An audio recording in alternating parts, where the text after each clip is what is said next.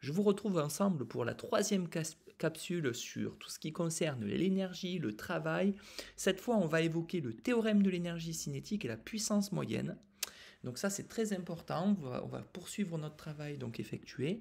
On va rappeler qu'en présence d'une force de frottement, cette fois, l'énergie mécanique ne se conserve pas. Évidemment, ça fait partie du théorème de l'énergie mécanique. On avait vu que s'il y avait absence de force de frottement, l'énergie mécanique se conserve. Et donc, on pouvait dire que l'énergie mécanique au point A est égale à l'énergie mécanique au point B. Ça, c'est la capsule 1. Cette fois, en présence d'une force de frottement, l'énergie mécanique ne se conserve pas. Donc elle ne sera pas égale à constante.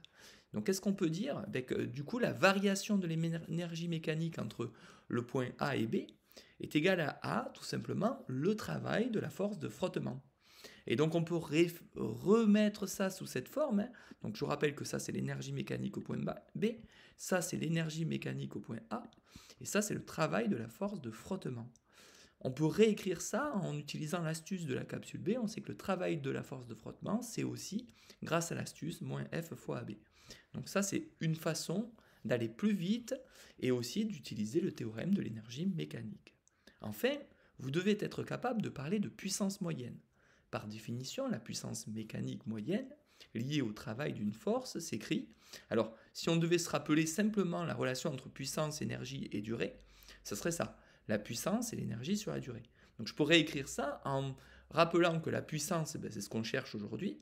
L'énergie, on sait ce que c'est le travail de la force. Et la durée, c'est en secondes et c'est delta T. C'est donc delta T.